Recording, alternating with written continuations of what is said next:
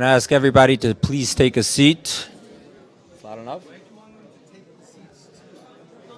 Seats in the front. Please take a seat in the front. Slow down. Please sit down.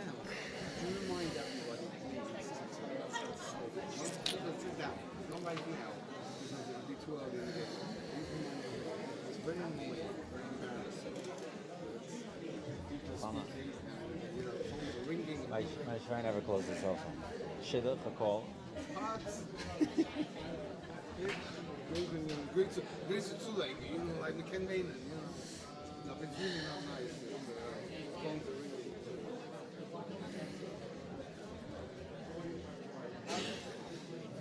Thank you. I can try.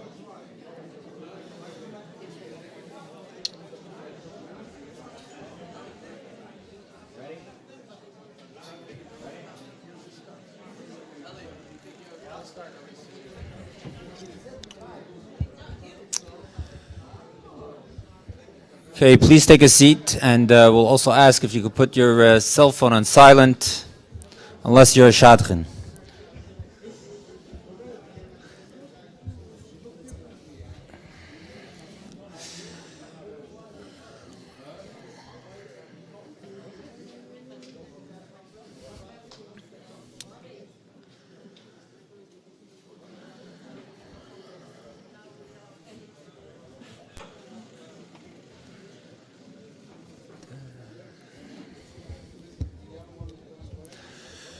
Good evening. Thank you all for coming tonight to honor the life and the impact, the memory of Rabbi Yonah, Rabbi Avtzon on his Yartzeit. Just 12 months ago, we had a beautiful event where hundreds of people gathered together in memory of my shver.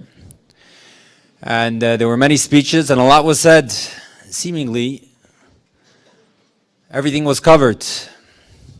However, the truth is, at that time, most of the speeches, most of the things that people spoke about were things that were more neged to his pu'ulas, to his activities, whether it was sichos in English or shidduchim, different acts of chesed.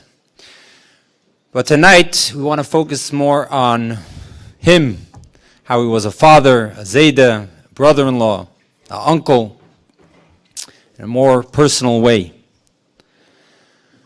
When a person is running a big maisid and has a lot of hatzlacha, many times it could come at a cost at the person's family, come at the expense of his family. It was not the case by my shver. He was totally given over, as we heard a little bit before. The family gathered together. Each one felt he was totally übergegeben to them. And was a true chassid. Chassid wo liegt, is in ganzen, and that's the way it was seen when he was with his family. We're holding just a few short days away from Yud Shvat, Shivim Shana, 70 years of the Rebbe's Nesius. And one thing that sticks out to me personally, from what I remember, only had a few years together with him, was that on Shabbos, Erev Shabbos, on Friday, sometimes it was mamish right before Lichtzenden, the last few minutes, every single week, my shver would write a duch to the Rebbe, reporting his activities that he did that week. And when a person writes a duch every single week, he has to sit down, he has to ask himself in an honest way, what concrete action did I do to give Rebbe nachas? And when a person does that, his kashrus is no longer a slogan, but it becomes a real part of his life. The Rebbe himself spoke about it.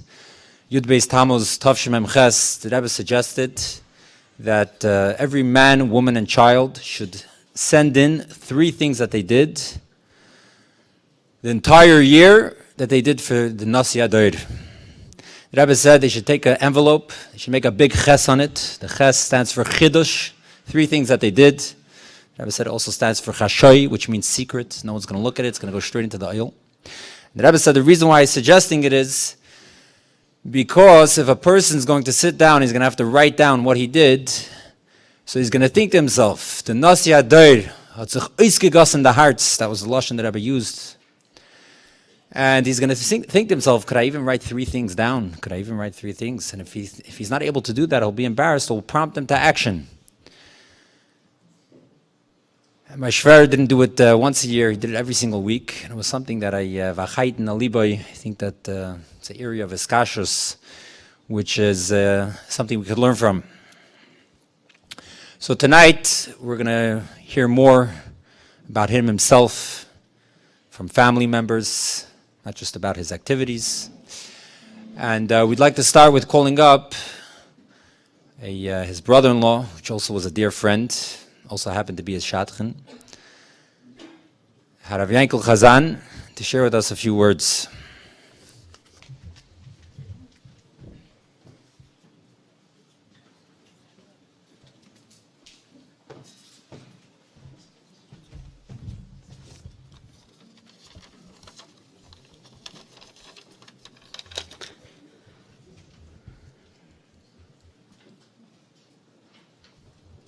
It's hard to believe that a year passed and we speak about Yonah in the past. Especially Yonah, which is a Ish Chai, was a person, not only a Ish Chai, but Mechaya Acherem. He made life around him. I knew Yonah as a bocher. I remember he came to 770, I think it was from Miami. And then didn't take too much longer. He got involved in Sichas in English. I got involved also in preparing my Morim of the Rabbi. So besides being friends in general, we had a common language. He knew what means to work for the Rebbe, what means a deadline that the Rebbe says he wants to have the Sefer yesterday, as you know. So we were very close. And then he became my brother-in-law. So to say that I was close to him doesn't say much, because everyone who's here would say that he was the closest friend to him. But we are now, as the Rebbe always says, v'chayit in alibay.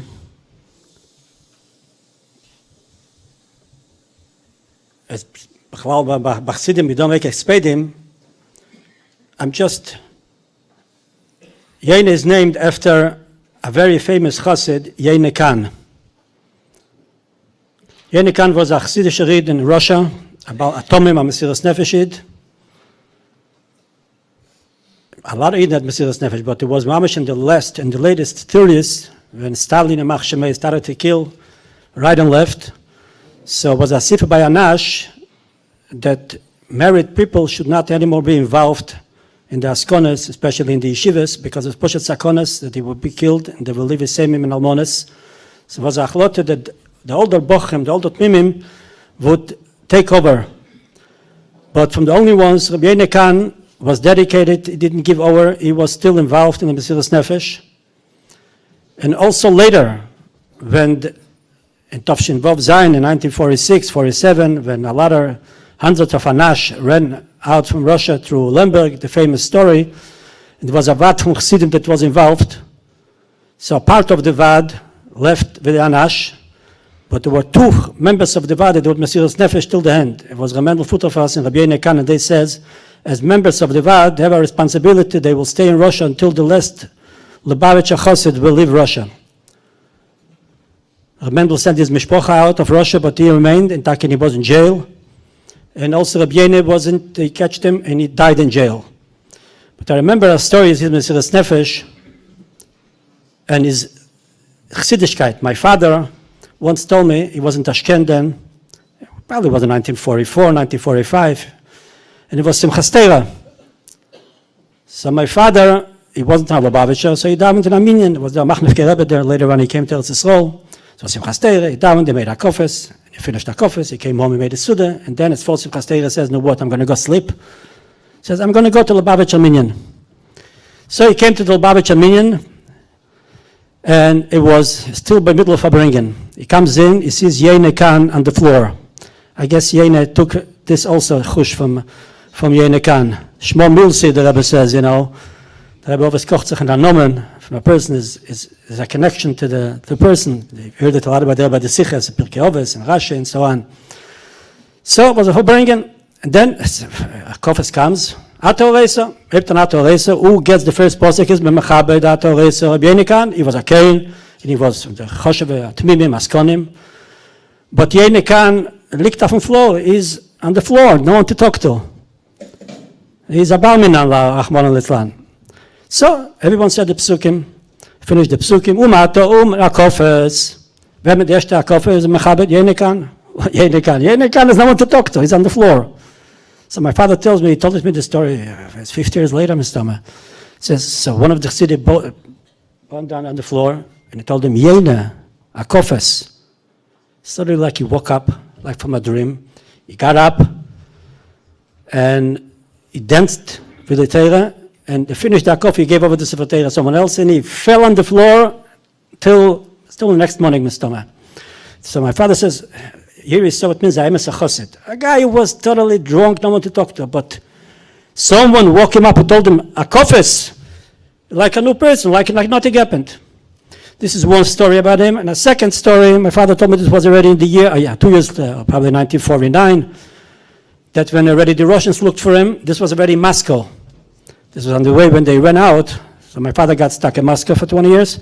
And Yenekan, the police was after him, and he knew already any day he's going to be arrested. So he comes to my father one day and says he wants to write a letter to the Rebbe, to the Frudike Rebbe. But he's scared to write on his own address because they're looking for him. So he asked my father if he would agree. You know what it means to write a letter to a Rebbe, to the Lubavitcher Rebbe in Russia? This is for this himself, he'll be in jail. So my father says, I'll be masking, but now you should show me before you send the letter. I want to know what's written there, He says, fine. So he wrote up a pan, so he gives to my father, and he sees pan, my father saw it's a pan and says, okay, I'm not going to read it, because maybe once there are letter questions. Anyway, the guy Nebuch was in jail, and they killed him. He died over there. Mesiras Nefesh. So Yonah was named after Yenekan. Shmo Milsef, if you see Yonah, his life was dedicated totally Mesiras Nefesh to the Rebbe. Now before Yuchvat, and it's everyone is making the achonos for Yuchvat. The first thing is we're learning Bosel Legane. Bosel Legane has a special connection to Yonah also, because I think the first mimer that Yonah translated to Sichas in English was Bosel Legane, from the Frudike Rebbe and then the Rebbes. I think it wasn't Tavshimem, because the first few years he only translated Sichas. The first mimer was Bosel Legane. In the Perek that we learned this year is Perek Yud. There's the Maimer from Tavshin Chov to Tavshin Mem. So in the Maimer is Frudike Rebbe, and then the Rebbe speaks about Sovo. There is 3 pirushim in the word Sovo, and I think if we speak about Yonah, he sees all the 3 pirushim from the Maimer. We see it by Yonah. The first pirush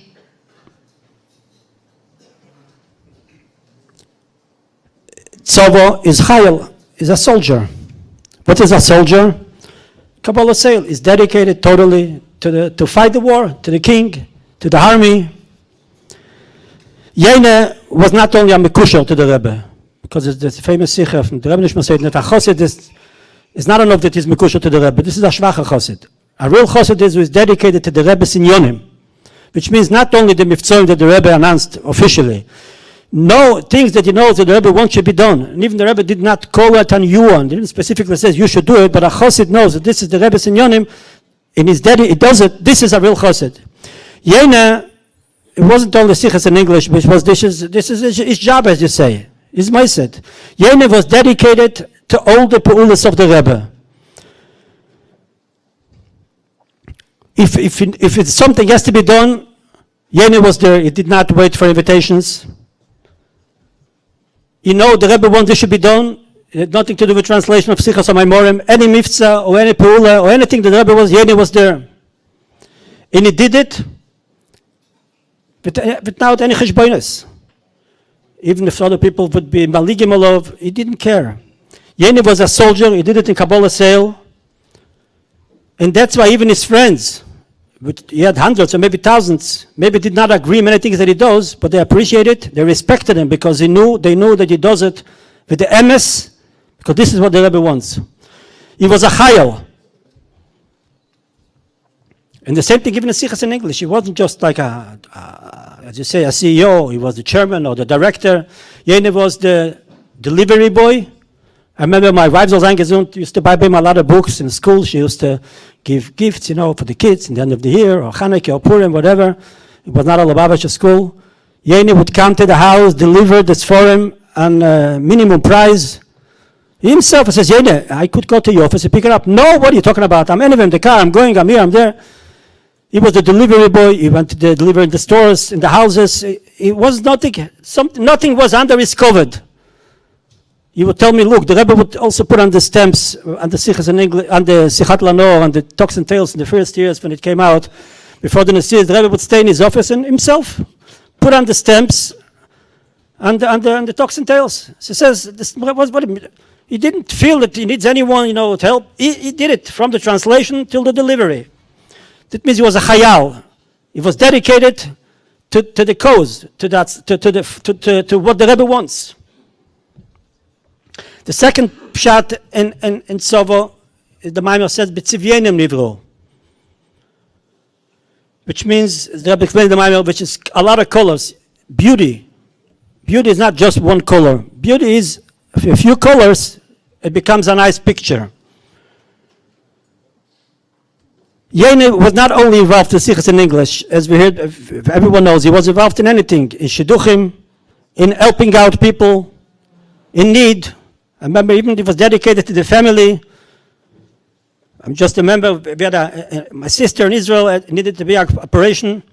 Yonah, no one asked him, no one called him up. He knew that money was needed. He went out and he collected thousands of dollars.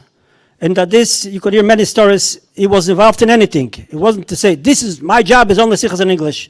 That's my shlichus. No, everything has to be done. He was yefi. He had many colors, many activities. People need help. A good advice. Yonah would walk on Kingston Avenue. He was always not himself. You see people stopped him if it's for a shidduch, if it's for advice, if it's for help. People needed to deposit money in Citibank. So Yonah would go, you would see with a big envelope. People thought, Sichas in English got a lot of money today. No, this was a favor because this boch had an account, this single man and that moisid. Every day you would see people pile up. Yonah, please, you go to the bank, deposit my money. He was doing favors. Like, Kingston Avenue, it was people after him.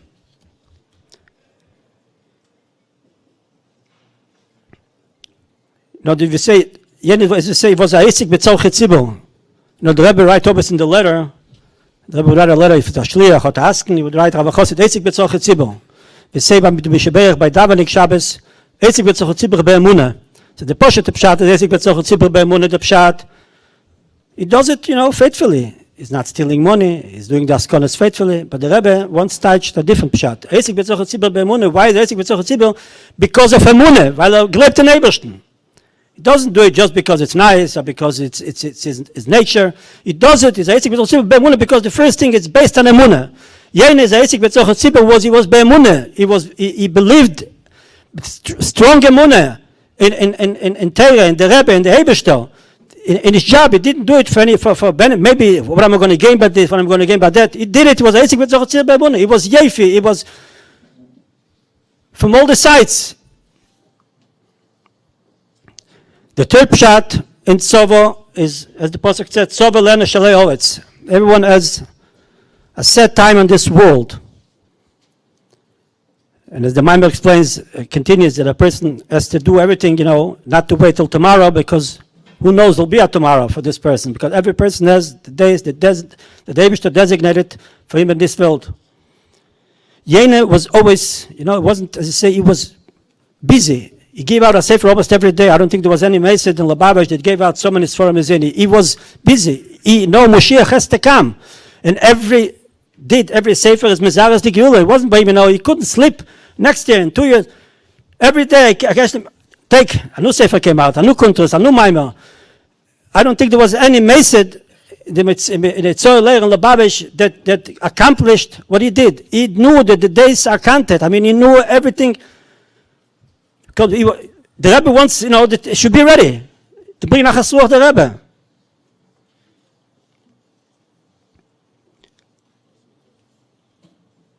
Is Yartzeit is Gimel Shvat.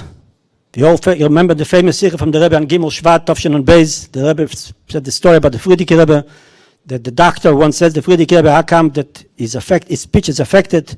If the Rebbe's Sikher Indian is the same by Moram and Sikhas, and how come the Eibishter did this to the Friedrich Rebbe, and the Rebbe told the Sikher, was after Mincha, was suddenly, and the Rebbe saw the story, and the Rebbe says, what is the Roy from the story that in other words, that we have to accomplish what the Friedrich Rebbe couldn't, in other words, that we have to make it Chassidus, we have to do it in a more powerful way, to learn Chassidus, and to make Chassidus, and Bashgoche process, the Yartzeit of Yonah is in that same day. And it's also connected to Rosh Chodesh Shvat, El Meshel Levaira Satero, Beshivim Loshen, which this was Yonah's chus, that he translated the Sikhs, the Maimorim of Rebbe and the older Rebbe in English, which not only in English, but through this, it was also was able to be translated to all the languages, in other languages, because it was already translated, it was easier to translate to different languages. So in a day like today, which is a Chayit in a Libe, and the Rebbe always says, Ma Zare B'chaim, Afu B'chaim, and the Rebbe once explained what means Ma Zare B'chaim. It means children. So why doesn't it say Ma Yilodov B'chaim, Ma Bonov B'chaim, Ma Talmidov B'chaim? What is the diuk Zare? So the Rebbe says once in a Sikha, Zare means also in Meloshen, you plant, like you plant a tree. In other words, it's not just enough to say, when the Gemara says Ma Zare B'chaim, it doesn't mean just that he has nice children, well, Eilchem Bedarke, learning Torah, Mekayim Mitzvahs, Yireh Shamayim. That's not enough. Zare B'chaim means that they are like, that he plants that they are also Peiros, Eise Peiros. It's not just that they are himself room. Zare B'chaim means Zare B'chaim. In other words, that the children have to be his Peiros, his Talmidim, his children have to be different. That Peiros and Eise Peiros, like and not just like a tree which gives fruits and for many years. And Baruch Hashem, Yonah, we could say, Zara B'chaim, Afu B'chaim, not just yet beautiful children, the Chassidim of the Rebbe, but they're all dedicated also to the Rebbe's Inyonim, to the Rebbe Shlichus, in Chinuch. One of his sons is now in South Africa. He couldn't come today because Baruch Hashem, we could wish him a mazel tov. He had a beautiful daughter. He's on Shlichus there, and all his children, Baruch Hashem, are Shluchim in Chinuch. So it's Zare B'chaim. Everyone, Baruch Hashem, is it's a Peiros, Peiros. So the Rebbe ist helfen that take it from Yad Mam should be a kitzvah on the Sheikh Neofo, and he should be united again with his dear wife, my dear sister Rivka, and they should continue to have Shep Nachas from the Kinder and Einiklach and Ureniklach, and take it from Yad Mamash, even before Yishvat, which bezechet his galus of the Rebbe, take from Yad Mamash, Yechi, Adeneinu, Mereinu, V'Rabbeinu, Melech HaMashiach, Le'elam V'od.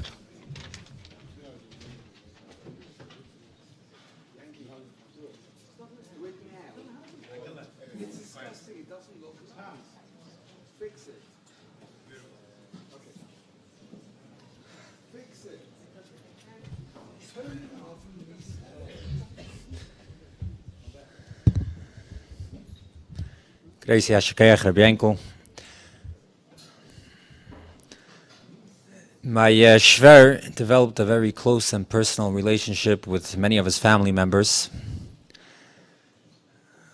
One of his family members, a nephew, which he had a very close relationship, Moshe Avtzon, who him together with his father Yossi would help out a lot, Sichos in English. My Shver would store a lot of Sfarim over there in their warehouse, and they spent many hours together, and I'm sure he has a lot to share with us, so we're going to call him up and ask him to share a few words.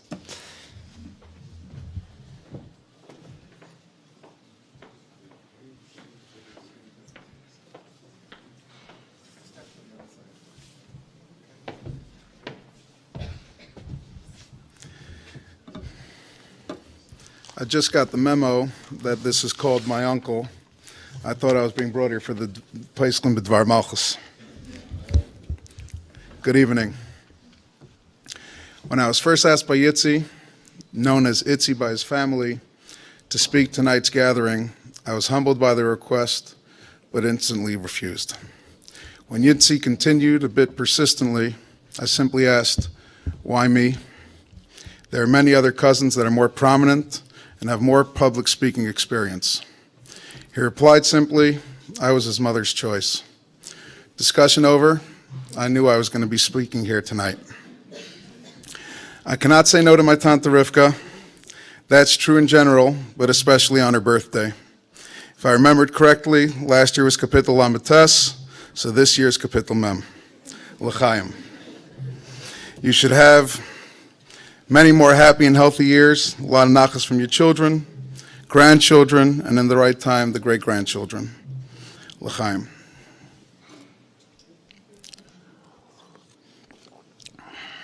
Anyone who knew my Uncle Yonah, and even those that only know of him, are aware of his great accomplishments. The incredible success and production of Sichos in English, and later as the most recognized and successful shadchan in Lubavitch. He not only accomplished them both, he was great at both. However, at this special moment, a time when we are both reflecting on his life's work, and more importantly, exploring how to create and define his legacy, I feel the need to share some things from a perspective of being a nephew and a family member. The relationship I had and continue to maintain with my uncle is a bit unique. Every relationship can be broken down into three general stages.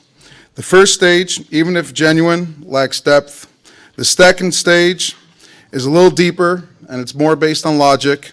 And the final stage, when its actual interaction has ceased, it's one-sided and we choose to maintain the relationship individually. The first stage of my relationship with my Uncle Yonah is my childhood. He was not just an uncle, but from my very youth, he was a neighbor who lived just 3 doors down. Our uniquely close relationship started just 3 days after my birth when his first son Yitzi was born. Yitzi and I were cousins, neighbors, classmates, and best friends. I still have a visual memory going back to when I was just 3 years old. Our birthdays were in the 9 days, so our Upshernish got pushed off, that we did a belated Upshernish jointly in the old Rabashkin restaurant. As a parent, when it comes to your first children, you know and remember the friends from their childhood. I know my parents still have relationships with the children, Gershi and Runya's friends, and they simply have more time and energy to focus on those small details. I remember growing up davening next to Yitzi and Uncle Yonah every Friday night and every Shabbos day in our little shtibel, Yankel Shul, just across the street. Yitzi and I sitting on the bench, and Yonah on a small wooden folding chair in the corner. As most children do, I always compared my parents to my friends' parents, to my uncles, to my aunts. I remember thinking how much more gentle Yonah was when we used to misbehave in shul. It was only later on in my life that I realized his children were just better behaved. Our relationship got a little strained when Olatera started the Mishnayos Baal Peh program. And Yitzi could no longer play outside and was busy learning Maseches Brachos and then 12 Prakim of Tanya. That was the first time I really understood the word pride. Yonah and Rivka were truly proud of him and all their other kids, while I was busy trying to find new friends. As I got older and I was away in yeshiva, the relationship stayed very friendly. Uncle Yonah always, whenever I came back to town, always asked me, how's my learning? How am I doing? As we all see, he always did it with a massive smile. And it was always meaningful, and I always appreciated it. The next stage of our relationship is obviously as we get older, past our teens, when we start dealing with each other more based on logic, more based on understanding, and we choose to have the relationship. It's no longer based on circumstance. We put in effort and we choose to have that relationship. It happens, as someone mentioned, Uncle Yonah did store svarim in our factory. Whenever he came, he would fill up the books in his van. I would try to help him sometimes, and usually we would get to chat a few minutes. Usually his stuff was in the outside, so it was usually very cold. So the minutes were scarce. Interestingly, whenever I would offer, maybe get one of the workers to help him, Yonah simply refused, and he took it with pride. He always wanted to schlep and put the books in. The first place he got was about 4 feet high. It was one of these old containers. He would hop in, jump out, but that's all he wanted to do. want to share with you two conversations that I had with my Uncle Yonah that still resonate to me as I reflect now on his life. As I mentioned, Uncle Yonah did the Svarim by us, and he had a tradition that whenever he printed a new book or a new book came into storage, he would come and drop one off by me. If I was in the office, I would actually encourage him and ask him to sign his book towards me. On one of those occasions, he started a conversation about a son working for a father, as I was working for mine. He shared a perspective with me that while he knew his children were more capable of not only working in Sikhs in English and bringing to life Sikhs in English, and in some manners acknowledged that he needed it for the success of Sikhs in English, he felt that he couldn't bring his children into Sikhs in English at that time. He summed it up to me that he didn't want to tie them down by their responsibilities and his challenges. He left it that he'd rather them fly than be tied down. Baruch Hashem, we had many other occasions together, and as we know, we also davened together in Yankel Shul. Well, I stopped davening in Yankel Shul when I was probably 13 years old. Yonah continued davening there throughout his entire life. But we also know Yonah had a passion to be in 770, and every Shabbos after Shul, he ran to 770. He always wanted to be there for Farbrengens, and obviously after Gimel Tammuz for still Farbrengens. And I once asked him why he's continuing in this Shul when he has such a love and a passion for 770. He didn't answer me. He just looked at me and smiled, probably because I wasn't the first person that asked him that question, and he probably didn't have any logical answer towards it. As I share a few of these feelings, obviously the third stage of his life is a year ago when our relationship was no longer based on interaction, but it's my choice and I choose to maintain this bond, just as you are all here choosing to maintain this bond and stay connected with the life and the person that is Yonah. As I share a bit of these feelings, it might be a bit emotional for me. If I stop suddenly and walk off the stage, just consider it another conversation which you had with Yonah, where he cut you short. Ironically, he left this world also in that manner. I remember the day of his passing.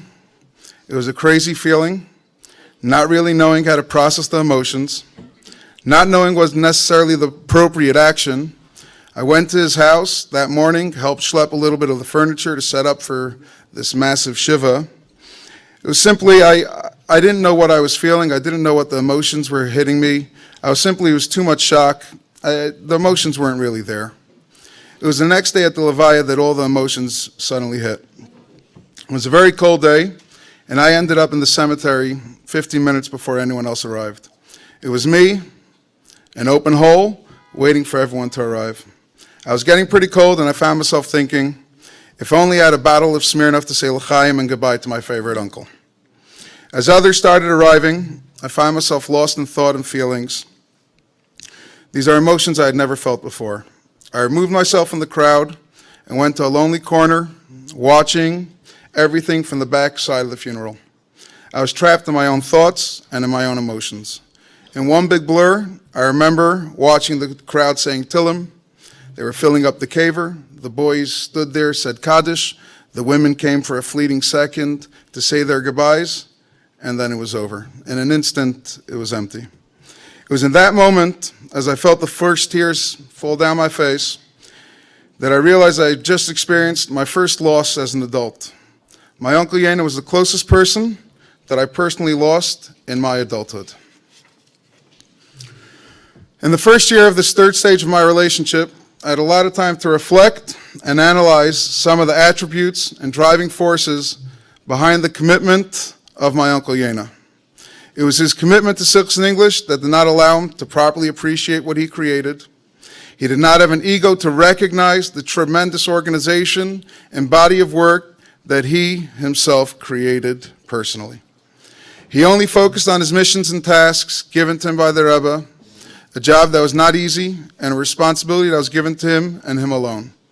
He therefore could not give over to the next generation. He was committed to the Rebbe's brachas that he was given 40 years ago. The same thing you could say in regards to the shul. He started going to that shul because the Rebbe said, we want to keep all these shuls alive. So even though, obviously, he wanted to be in 770, and some could argue that 20 years later, the object of keeping shuls are thriving nowadays, the object of keeping shuls alive is no longer exist. The fact that he made that commitment 35 years ago, that was the commitment that kept him going and kept him strong. This commitment is what most people experienced and saw in him as a person that was a Baal Mesid and a Baal Chesed.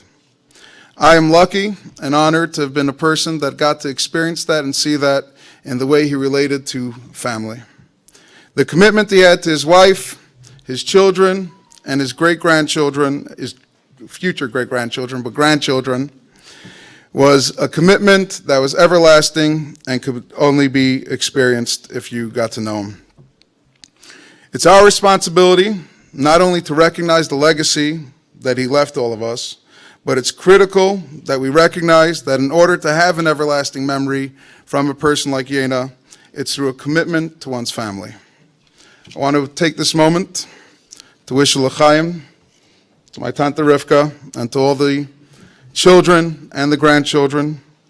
We wish you all a bunch of happiness, strength, and success.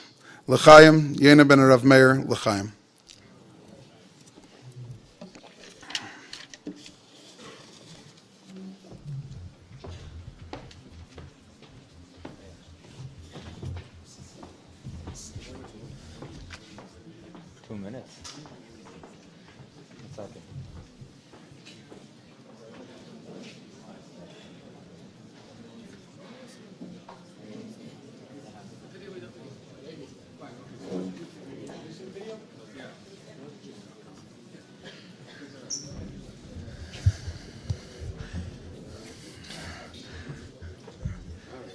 I'd like to take this opportunity to wish a mazel tov to my brother-in-law, Levi, and his wife Chaya on the birth of a baby girl.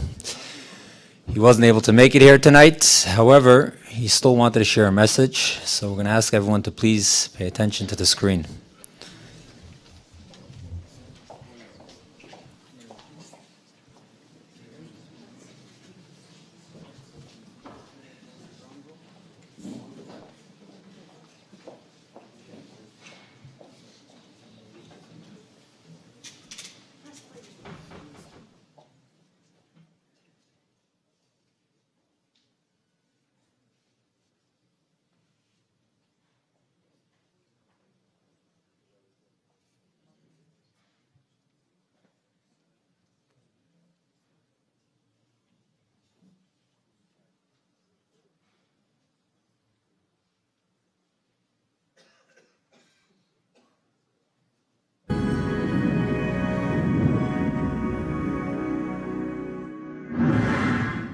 Thank you so much for coming to an event to honor my late father, Rabbi Yonah ben Rav Meir, Alav Hashalom, Zechreinu Levracha. May Hashem Yitzadei Gever Konanu, Hashem guides the steps of man, and it was Hashem's plan that I cannot be with you physically tonight, but I asked to be able to share a few words about my father. Ani B'chari, I was the firstborn of my father and my mother, and at this opportunity I want to wish my mother on her birthday, Ashnas Bracha V'Atzlacha, on this milestone birthday. Although the birthday is being shared with my father's Yartzeit, and it's such strong different emotions, they're connected in life and in afterlife. And I wish my mother that she should have were to use. But in all the hype after my father's passing, I think the most fundamental part of who he was lost. Yes, he made 300 shidduchim. And yes, he published hundreds of books. And yes, he was a Baal Chesed and he raised a beautiful family. But the image that conjures in your mind is a person who was a visionary, a person of thought, a person of leadership. My father would actually just came home. All four of us, all the hands from all sides of the kapot and the jacket, because we all deserve to get $1, because we shouldn't lose out any opportunity.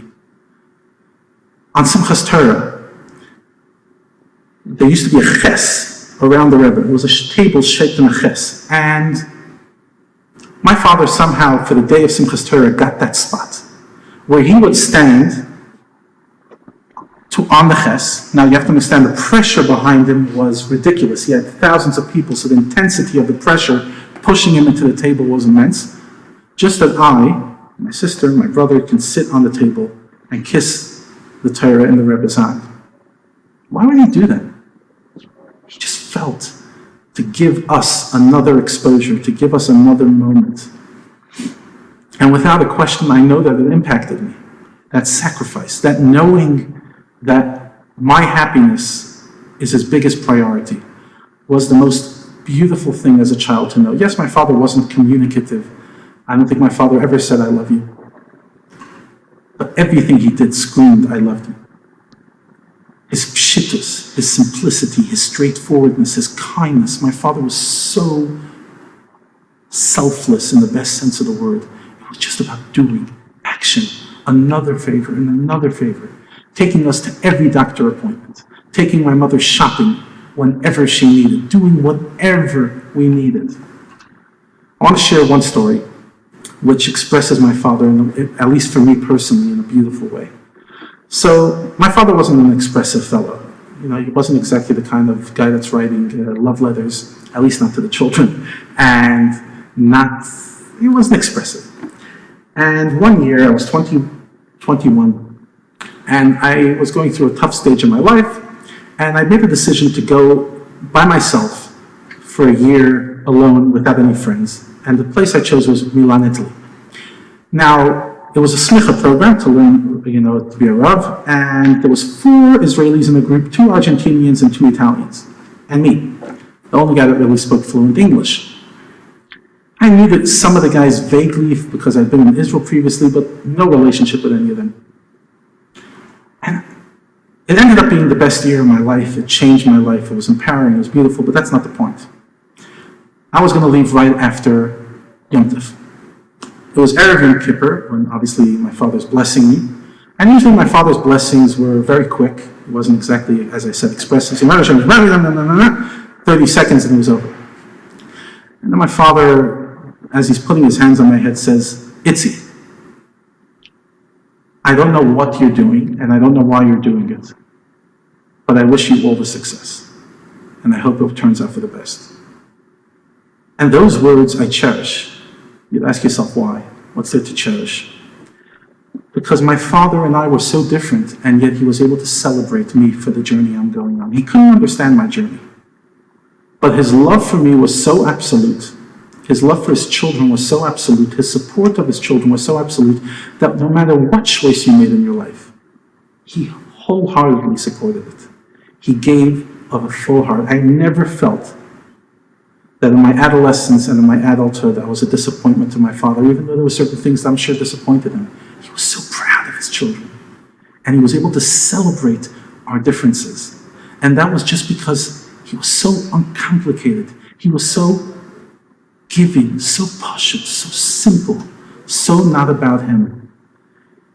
And in the last year, having had the chance to reflect on my father from a bit more of an objective view, I'm more grateful than ever that I was able to be a son and to be able to get that unconditional love from him and my mother, and to be able to look back and say, Dad, you gave me everything I needed and much more. And you could look at your children, I hope you're proud. Mommy, I hope you're proud of the children, the in-laws, the grandchildren, and may the nachas grow and grow, and may we only celebrate simchas together in this family, the taiva nera v'niglo with absolute abundance. I love you all, and thank you so much for coming.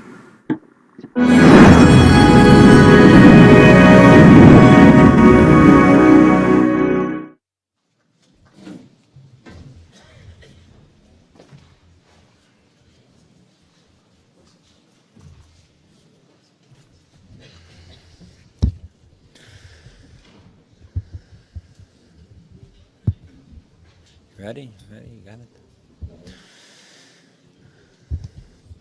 As was mentioned before, The Rebbe Rashab was once farbringing with the Poltava Rav. The Poltava Rav said, "What's a chassid?"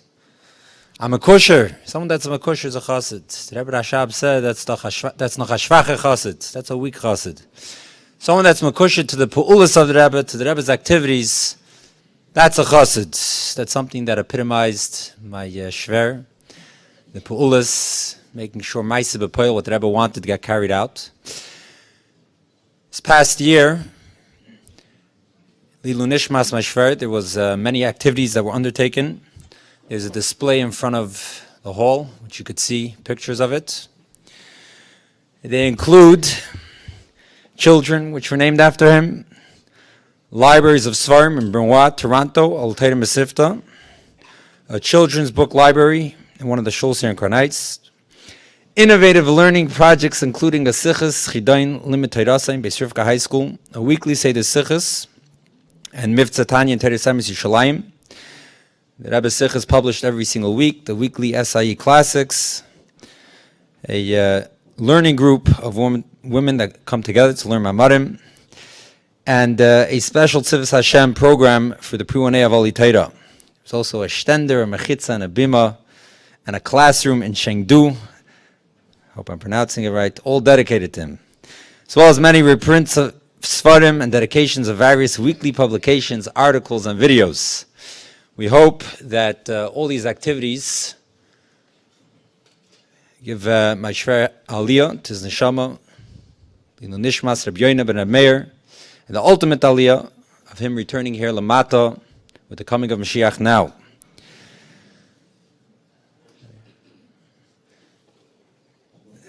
My shver loved Nugunim, although he never claimed to be a Bal Menagin. He was someone that had a chush to appreciate a niggin. And tonight, his children put together a musical presentation that discusses and speaks about his eskashrus. Please pay attention to the screen.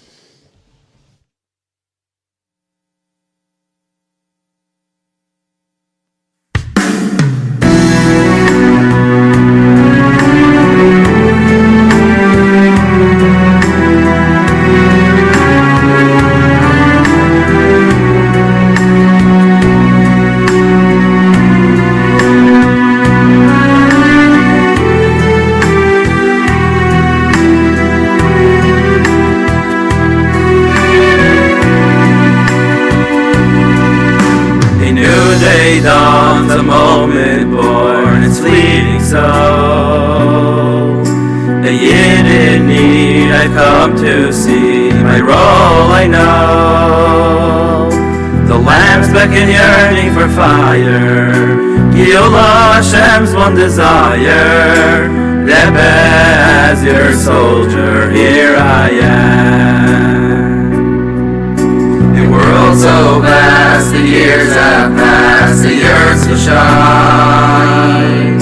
The wellspring's way to reach each place, the task is mine. The lamps beckon yearning for fire, Geulah Hashem's one desire. Rebbe, as your soldier, here I am. Though the work is hard and challenges surround me, I can face the dark with my Rebbe's light. It's not fame or wealth to which I aspire. Rebbe, let me do your shlichus right. Yes, I will seize a chance to help a yid in body or soul. If only I can have those clothes to help achieve the goal. The lamps beckon yearning for fire, Geulah Hashem's one desire. Rebbe, as your soldier, here I am. And I will be the voice that spreads the word of the Nasi Adar. Tayas Shel Mashiach that the world's waiting for. The lambs begging yearning for fire, Yonah Hashem's one desire. Rebbe, as your soldier, here I am. All my skills, my mind, my talents and abilities, I know they're not mine. Hashem is trusting me, one beat at a time. I'll take responsibility. Tell we're longing you to see.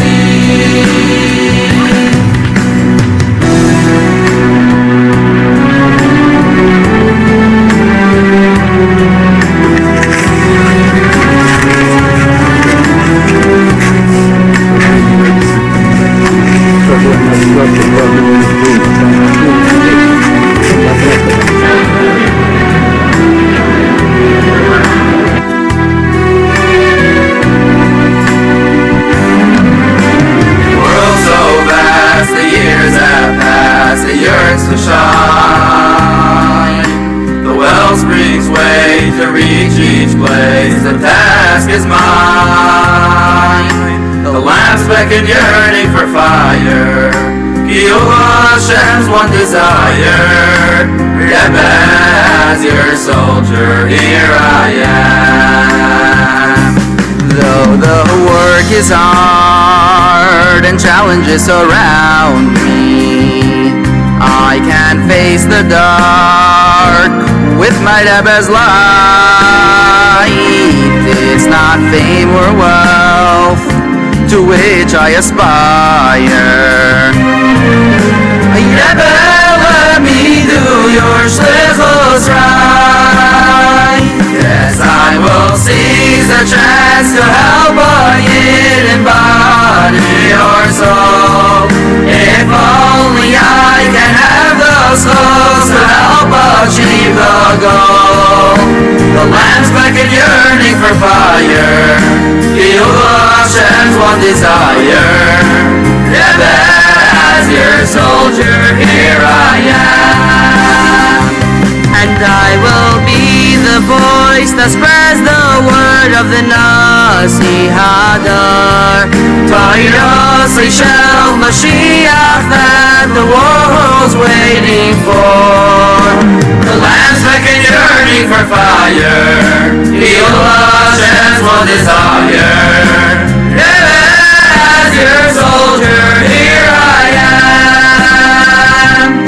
All my skills, my mind, my talents and abilities, I know they're not mine. Hashem is trusting me, one thing at a time. I'll take responsibility. Tata, we're longing you to see. Though the work is hard and challenges surround me, I can face the dark with my Rebbe's light.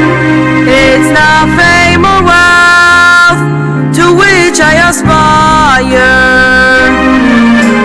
Rebbe, let me do your shlichus right. Tata, we're longing you to see.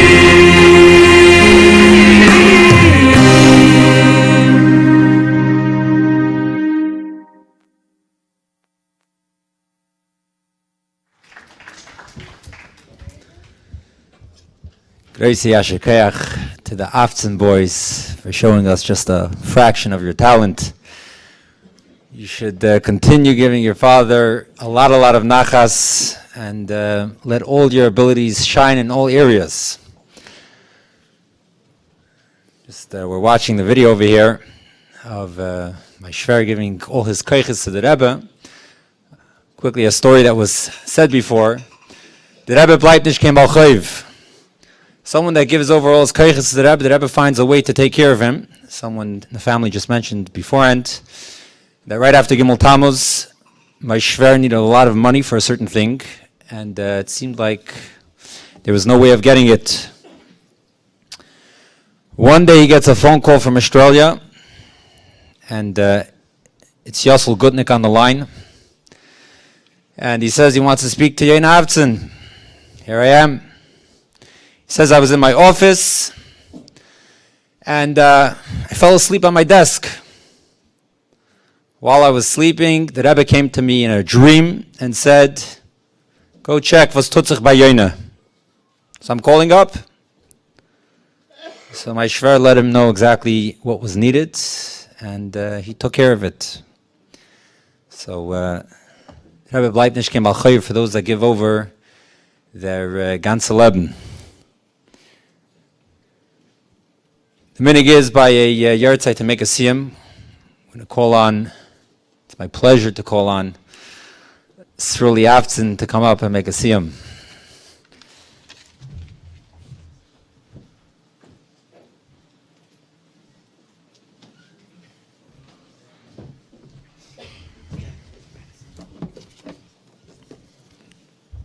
That's good. Sechas Shavuos, the last thing it's discussing is when the four Shemrim, Shem Echinam, Shem Yisachar, Secher, and Shel, when they make a Shavuot and false. So is it there's a machlekes, what if they're Eiver on a Shavuos Pekadin or Shavuos B'tis. Rabbi Lezer Eimer Kulam P'turin Shavuos Shemrin. By all the types of Shavuos they make, they're going to be pater from a Shavuos Shemrin. Chayavim Mishum Shavuos B'tis, they'll be chayav for Shavuos B'tis. Chutz me'eni yedei amata sach the shel ukneva v'avedet the nesi sachar v'shapesecher shu chayav sheikaf from mamin. Besides, they're only going to be chayav on a Shavuos HaShemrin when they, when through them denying it, they are patering themselves from paying money. How do you know about Shemrin? Osuk lam sachar Shavuos. How do you know Shavuos?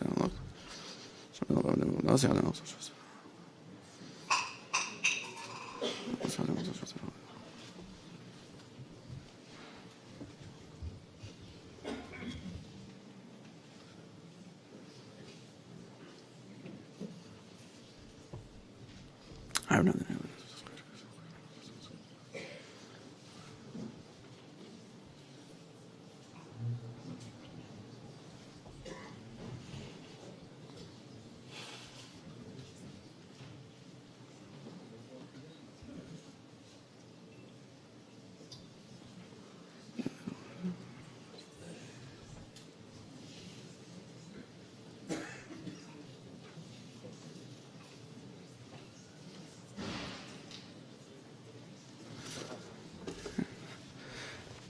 Ich habe mir was mehr schon bekommen an der Islamit an der Islamit an der Weihnachten mit Shalom. What? I'm saying everyone?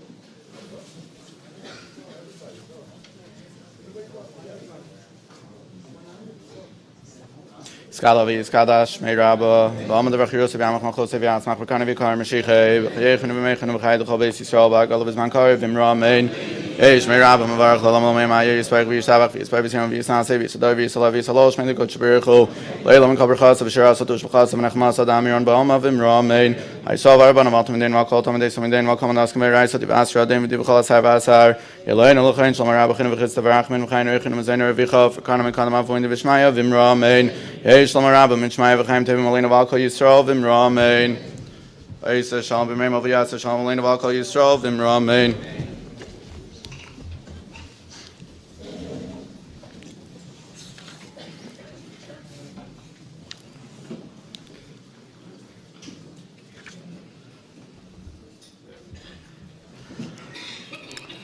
Just before I continue, I'd like to share a short story. When I came the first time, my father was sending his son away to yeshiva out of town. It was my brother Shmuley. And my father wasn't the type of guy that started getting into all the details with us, what you should do in yeshiva, what you shouldn't. But there was one big worry my father had before he sent his first kid to yeshiva. So he told my brother Shmuley, go to yeshiva, whatever you do, don't become a Baal Nigla. So that being said, and Bechlal, based off what my father dedicated his life to, translating the Rebbe Sichos. So but I personally felt that the right siyum that would give my father nachas wouldn't just be a siyum on a mesechta, on something that I was working on for a lot of years, and b'hashgacha pratis I managed to finish now.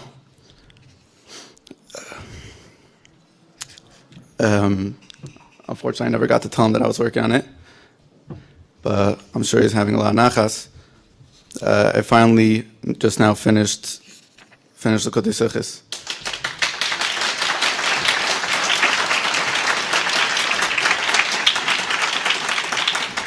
With that, I would just like to share a words of the last sicha. The last sicha that the Rebbe was magia and Vayakel Chilik Lamed Vav.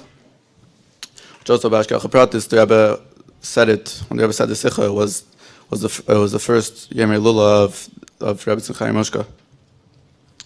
The Rebbe was explaining over there why, when the Rambam is explaining what the malacha of lighting fire on Shabbos, he defines it that what's the malacha of lighting fire when you light something when you need the ashes. So Rebbe wants to explain what's so significant about the fact that you need the ashes, that considers it the malacha of lighting a fire. So the Rebbe explains it. The Rebbe doesn't explain Al Pi Nigla. The Rebbe says that in order to understand it, we have to explain how it is in what are the Lamed Tes Malachis in the Aveda of a person.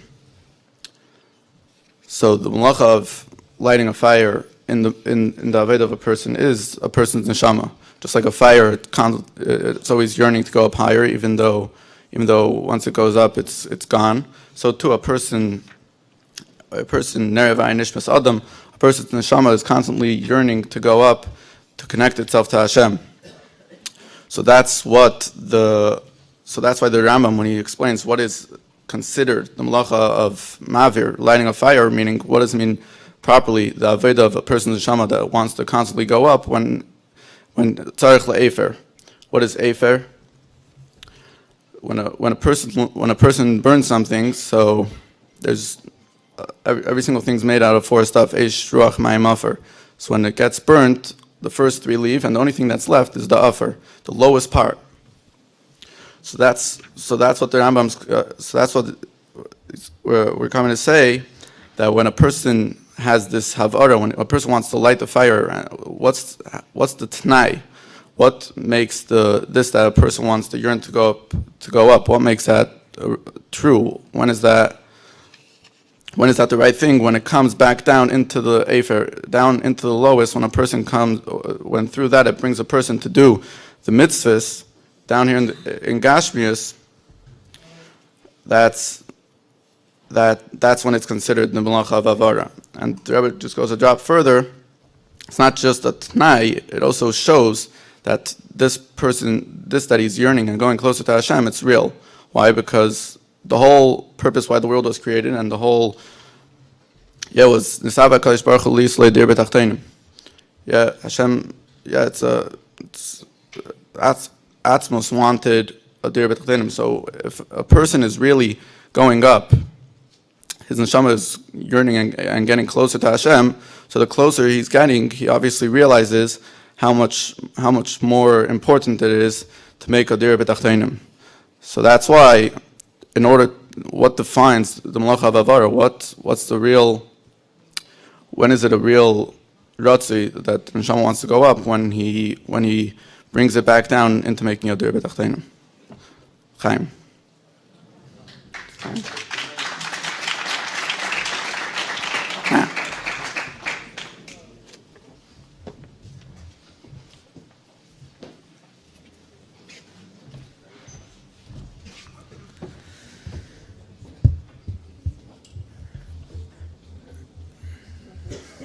From all the offices upstairs in 770, the past 40 years, all of them have gone through renovations and have a new look.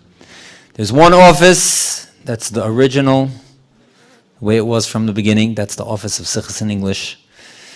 That the makif harachik of it, when you walk into it, you feel right away that you're in a original mosid.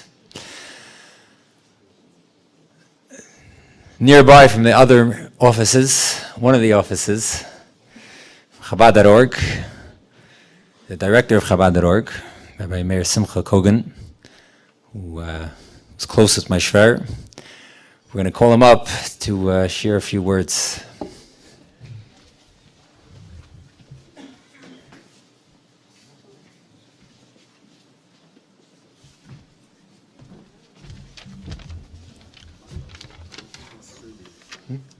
Good. Loi Schreiber Anochi v'lei Bas Schreiber. These are the famous words that Rabbi Tzimchana began her memoirs with. I feel the same way standing up here. I don't usually speak, I'm not a speaker, but when I was asked to speak, I felt compelled, out of immense friendship and gratitude and admiration for Rabbi Yonah, to agree. And having said that, out of respect to this immense crowd, I'll keep my remarks brief. Anyone who studies the Rebbe's Sichos and listens to Farbrengens throughout the year is always amazed how every single day is the most important day of the year. Not only is Purim greater than Yom Kippurim, but an ordinary Monday night is the most important night of the year. Every day has its ashpas, and it's explained that the tzaddik, the nasi, the Rebbe, shows us what is the manner or the path in which the ashpas come to us on each day, and that's why what the Rebbe explains to us about each day is the most important thing, and why that day, Taka, is the most important day. It's kind of like a Waze, if you will. Every single day, a traffic mapping software. If you want to know the fastest way to get there, there's many ways to get there. But there's somebody you can see from further away and can tell you this is the fastest route today. So if we want to know what's so special about Gimel Shvat, we don't have to look far. It was mentioned earlier.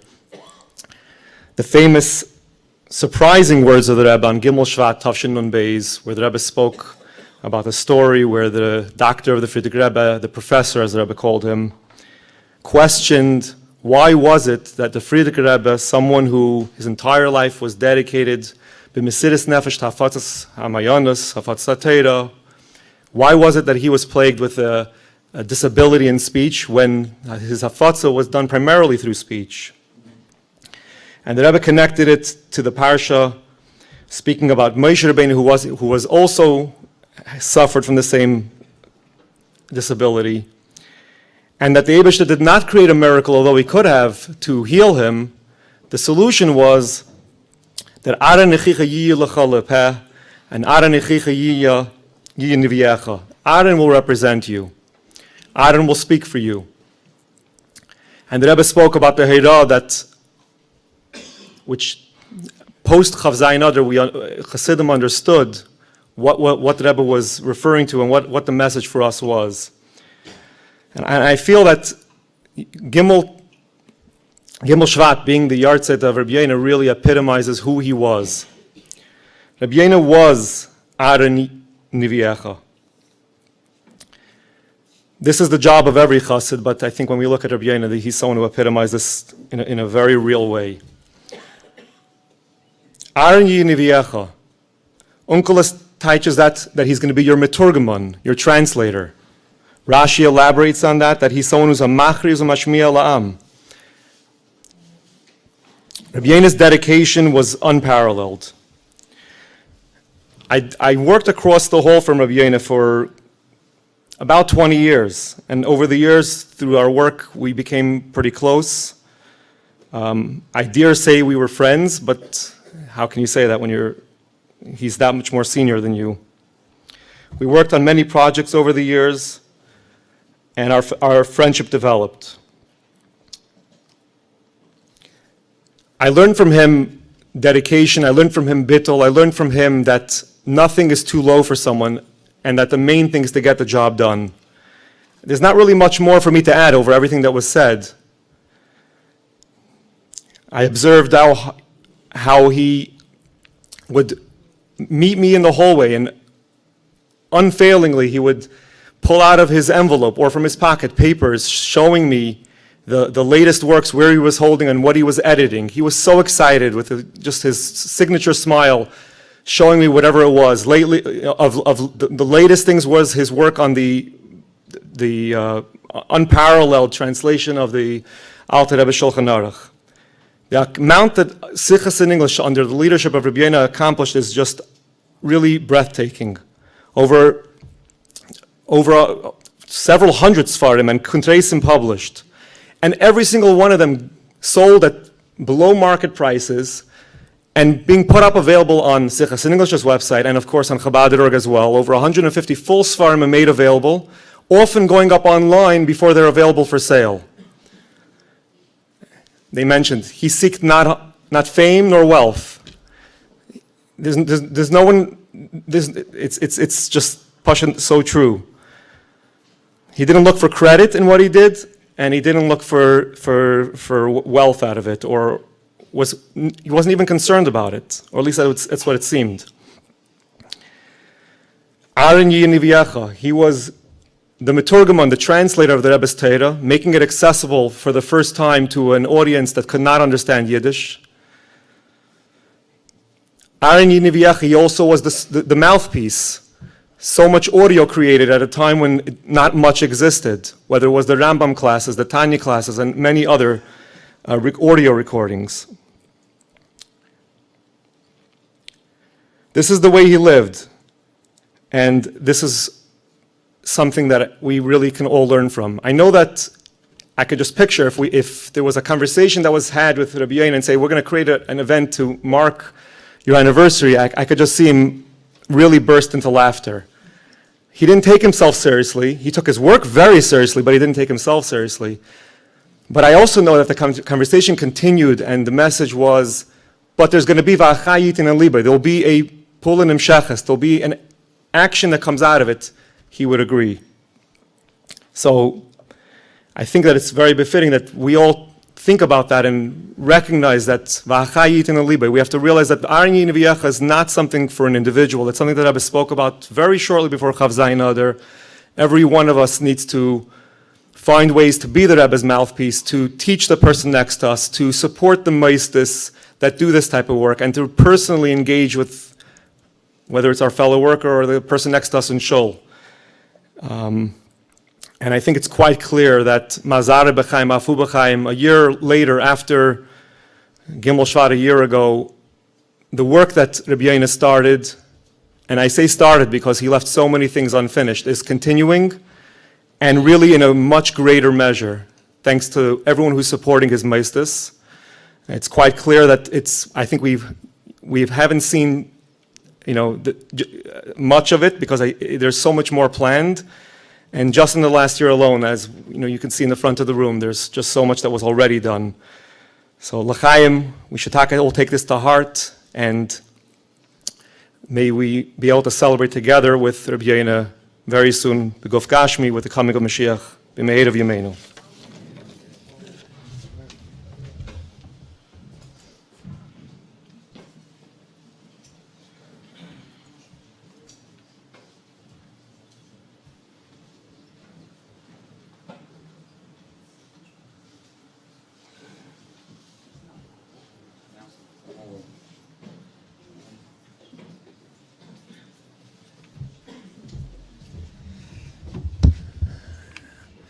We're now going to sing a niggin that was very dear to my shver. He would sing it every single Shabbos.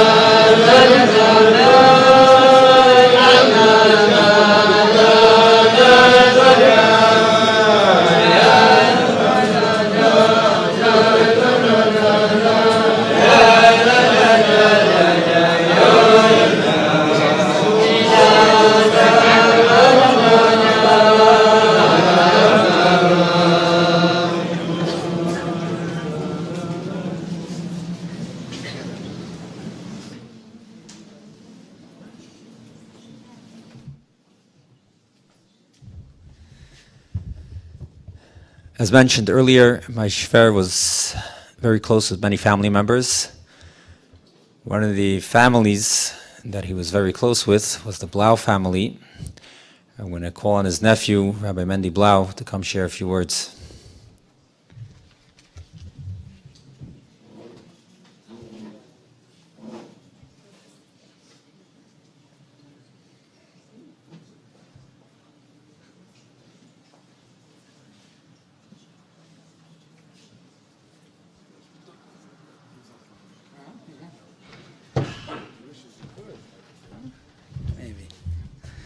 Okay.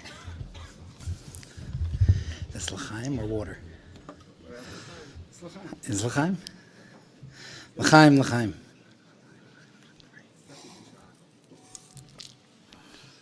It's not.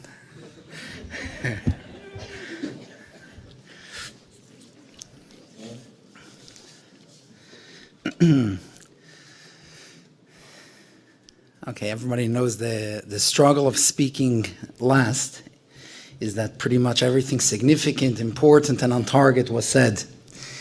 Even the V'achayit and Aliba, I think Rabbi Kogan said it beautiful. So what they wrote on the paper is to say V'achayit and Aliba, but what I was asked by Rabbi Wolf was to connect it with Gimel Shvat. So to explain it in particular, I mean, things are still very fresh and raw, but when everyone got the news, the shocking news, a lot of people immediately thought about the connection of Rabbi Yonah passing away on Gimel Shvat with that famous Sikha of the Rebbe. Rabbi Kogan said the Sikha before, where the Rebbe spoke about the professor that asked the Frierdiker Rebbe, how could it be that dafka, a person that needs a double dose of dibur, should be the person that the Eibishter takes away the dibur from, limits him. The Rebbe has the expression, if there's someone that needs dibur, the Frierdiker Rebbe needs it more than a regular person. Yet he suffered not just la'achar istalkusi, that he's not able to communicate, but like the Rebbe says, sava yisurim b'chaim chayusei ba'almadein. The Rebbe says it's not really the derech to ask shaylas on the Eibishter. However, Moshe Rabbeinu himself came to the Eibishter with a taina of shlachna bi'atishlach. I'm not the right person. I can't communicate. And then the Rebbe tends to give some sort of hezber in the Sikha by saying it has to do with the idea that dibur is in galus. Now, this idea of the dibur, the expression, the ability to express, being in galus is not something new to the Sikha of Gimel Shvat.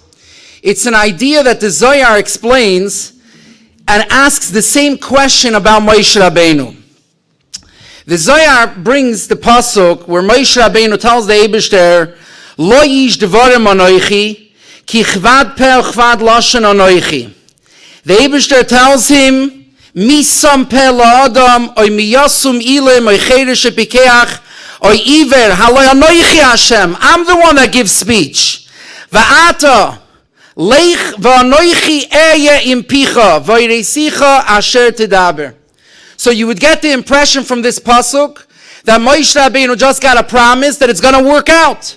Since the Eibishter is the one that gives the ability to speak, and the Eibishter promises him, va'anoichi eye impicha, it's all going to work out. However, when we continue in the Chumash, in the next two prakim, the pasuk tells us, "V'lo shamur al Moshe mikoytzer ruach u'me'avoda kasha, va'yedaber Moshe lifnei Hashem leimer, heim b'nei Yisrael lo shamu elai." The Yidden are not able to listen to me.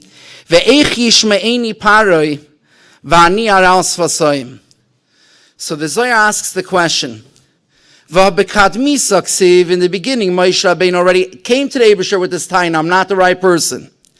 The Eibishter promised him, Avtacha, v'anoichi eyempicha. Says the Zohar, Onhu mila da'aftach lekud shabrichu. What happened? Where's the Eibishter's promise? Where is it fulfilled? What happened here? And over here, the Zohar brings this idea that Moshe Rabbeinu reflected the matzav of the Bnei Yisrael. and the matziv, when the dibur is in Golus, Moshe Rabbeinu lacked the ability to express. And part of the process of the Geula is as the dibur is freed from Golus, as the voice is able to gain words, Moshe Rabbeinu gains the ability to speak. The Sfas Emes sharpens this thought and says as follows. Most people learn the pasuk that the Yidden didn't listen to Moshe Rabbeinu, and Moshe Rabbeinu seems to attribute it to the fact, V'ani aral sfasayim. I don't have the right words. You know, there's some people, they have the right words, they get up, they speak, they know how to touch, they know how to influence, they know how to, they're convincing. They bring you on board, they're inspiring. And Moshe Rabbeinu seems to be saying, the Yidden are not listening to me, Pari certainly not going to listen to me, V'ani aral sfasayim. That's the reason. Find someone who knows how to deliver the message. Says the Sfas Emes, that's not the pshat. V'ani aral sfasayim is a result of the fact that the Yidden were listening to Moshe Rabbeinu. Listen, think about this for a moment. What the Sfas Emes is saying. Not that Moshe Rabbeinu was not able to speak, and that's why they didn't listen. Moshe Rabbeinu, as a true Nasi Adar, reflected the matziv of the Bnei Yisrael. When he went and connected to the Bnei Yisrael, and he saw that they are in an ability, they have no ability to connect to any message. V'ani aral sfasayim, it's the siyum of the pasuk. V'ani aral sfasayim is a result of the Yidden not being able to see. Says the Chassam Sofer deeper. When did Moshe Rabbeinu start being able to articulate well, even b'derech hateva, shaloi b'derech nes? When the Yidden were being freed from Mitzrayim, az yasher Moshe v'nei Yisrael, the same Moshe Rabbeinu that until a few moments ago lacked the ability to speak, lacked the ability to express himself, as the Yidden are beginning to experience the Geula, so does Moshe Rabbeinu experience the Geula. When you think about this vart, it gives you a deeper meaning for the Rebbe's Nikud over here. The Rebbe in the Sicha says how the dibur of the Nasi Adar is in Galus. And the Rebbe then takes it a step further and says, whose job is it to be mashlim the dibur? Who can bring back the dibur? Every one of the Chassidim, every Yid. This is the vart that the Sfas Emes says. Moshe Rabbeinu's Ani Aral Sfasayim was a result of Klal Yisrael. Who brought Moshe Rabbeinu back the ability to be Yasher Moshe? The Bnei Yisrael, as the Bnei Yisrael experienced the Geula. We're in a stage, we're in an in-between stage.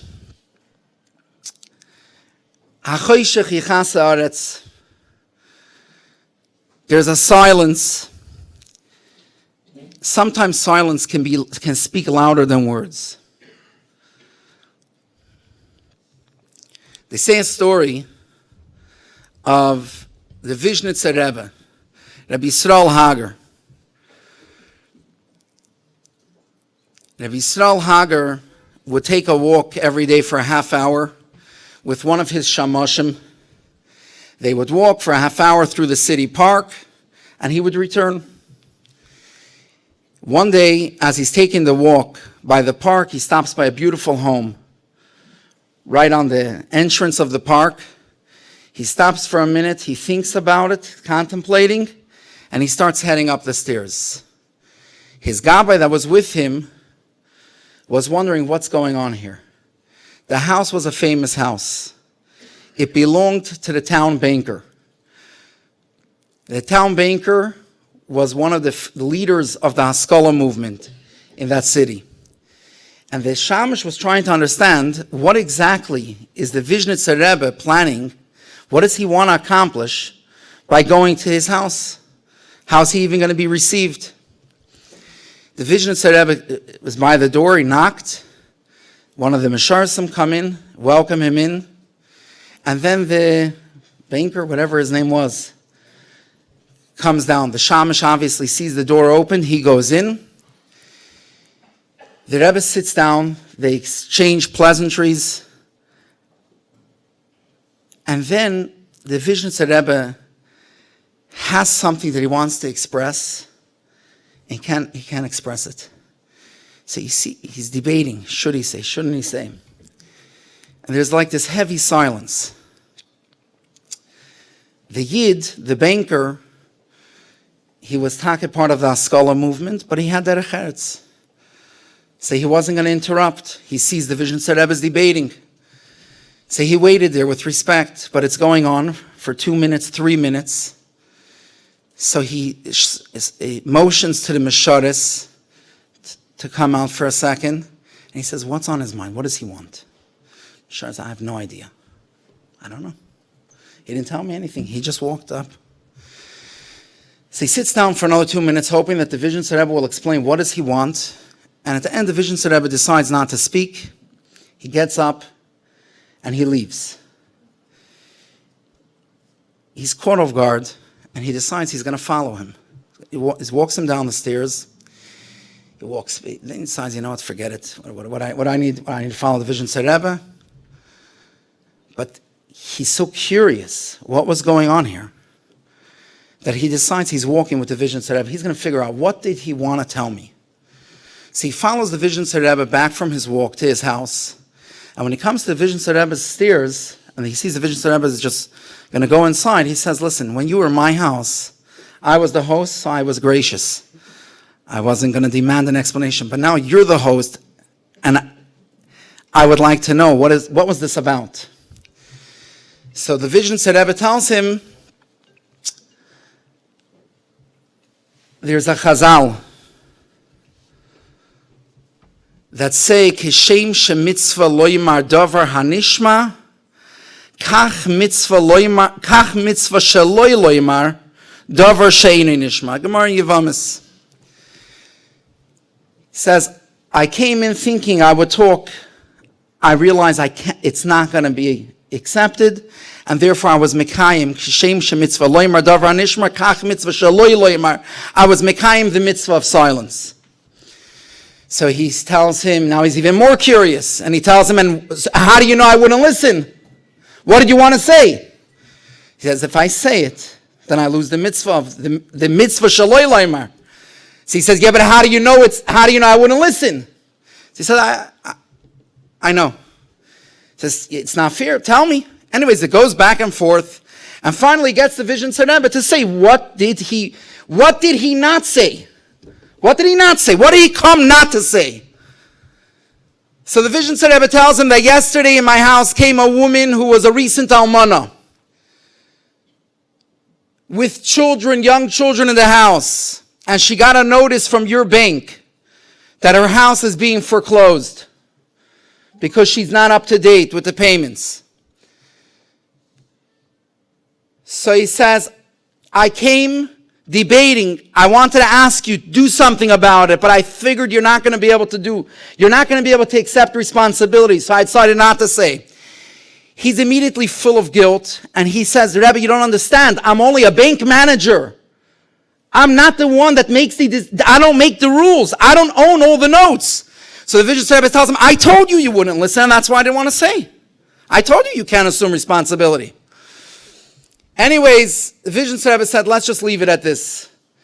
The Vizhnitzer Rebbe goes inside, and he's walking back, taking in this whole episode. Now, the Vizhnitzer Rebbe wasn't playing with him. That he felt. It was Dvarim Amitiyim. It was sitting on his heart. He's debating to say, not to say. He thinks about it. From one side, it's not his bank. He does not own the note. On the other hand, he is the bank manager. What is he going to do about it? At the end, he decides to buy the note and give it to the woman as a present. So he bailed her out. Now let's think about the story for a moment. Maybe a cynical person would tell you this was a good reverse psychology, mind game, suspense. He caught him. If he would have came to the house and told him, go buy, it wouldn't have worked. So he went with this roundabout way, where he built up suspense and got him in, and then, left him to do what he got to do. The Tmimistic person would say, Vision Rebbe was the Pasharach Chazal, and it just worked out. I don't know what the Hezber is, but I would say the story tells you a few shlovim.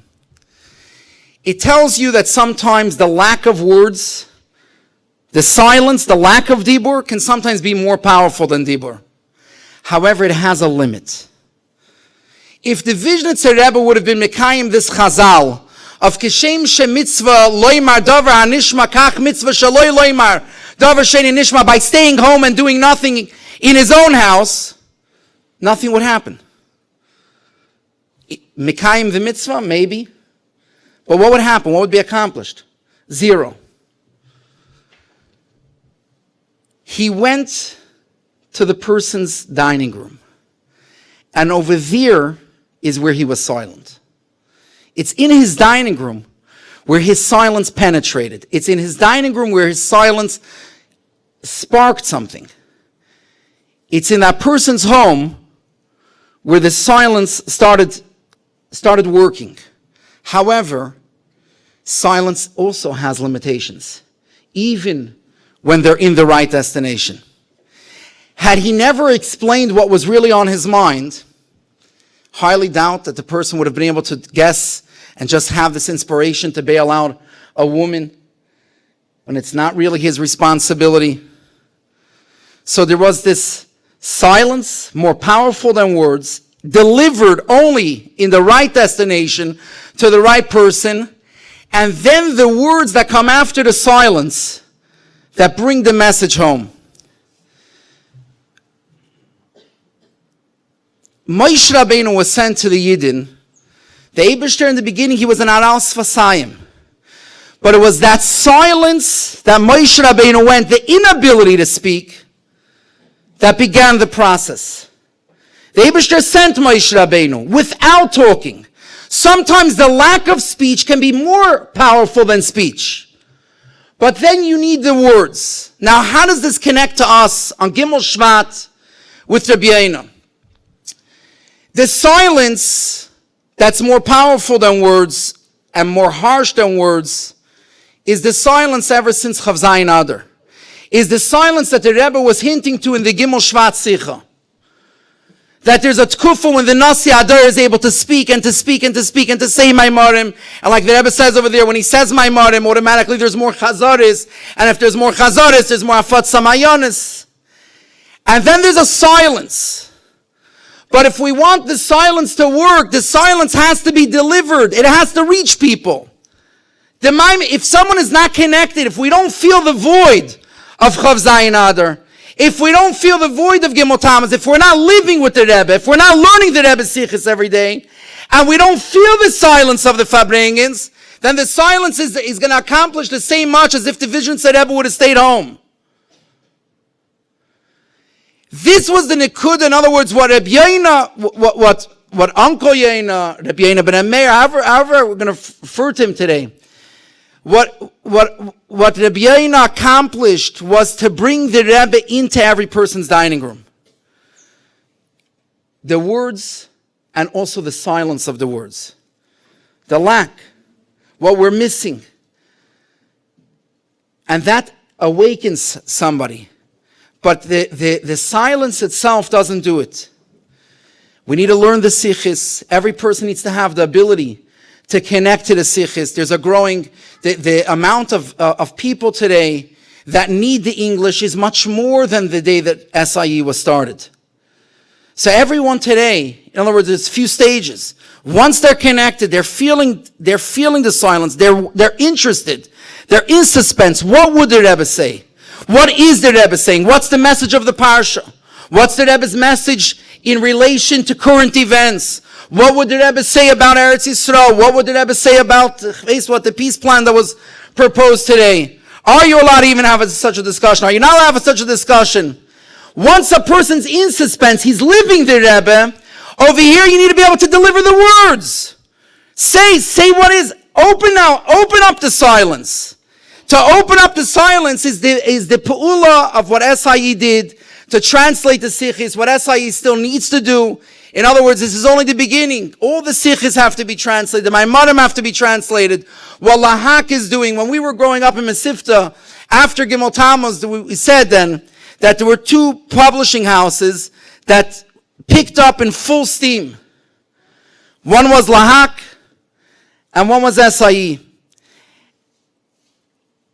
And thanks to Lahak, and thanks to SIE, there's the V'achayitin Aliboy, there's the Yater Mi B'chayoy, there's the Mazare B'chaim, Afu B'chaim, and may it go stronger from day to day, and when may we Zeicha, Yud Shvat, Tavshin Pei, to hear from the Rebbe himself, the Dibur, the Oz Yasher Moshe that comes after this, the Golos Arucha, the Helam Vehester, the Dibur that was in Golos, may it be speedily B'kar of Mamish.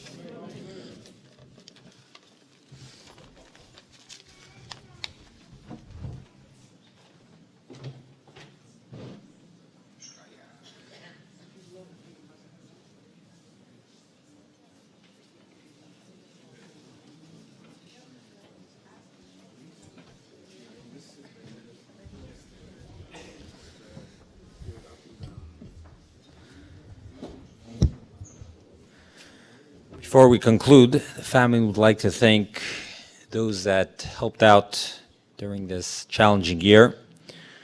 A special thank you goes to the extended Avtzon family, the Chazan family. A special thank you goes to Misaskim and Chai Lifeline, and those donors that helped out the family.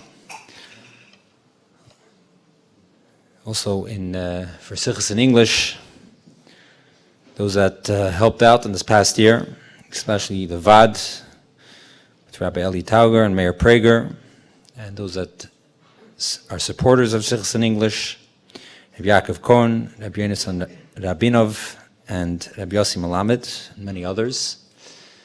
May they continue their good work.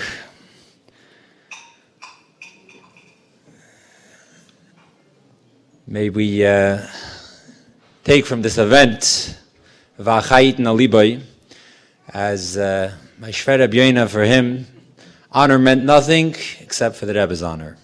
So if there's something that we're walking away with, it should be to take a lesson, V'achayit Naliboy, from the Baal HaYartzeit, his iskashos, his Ibergegebenkeit. It's something we should take a little bit at least into our own lives. L'chaim Neshama Rabbi Yonah ben Rabbi Meir Zalben Aliyah.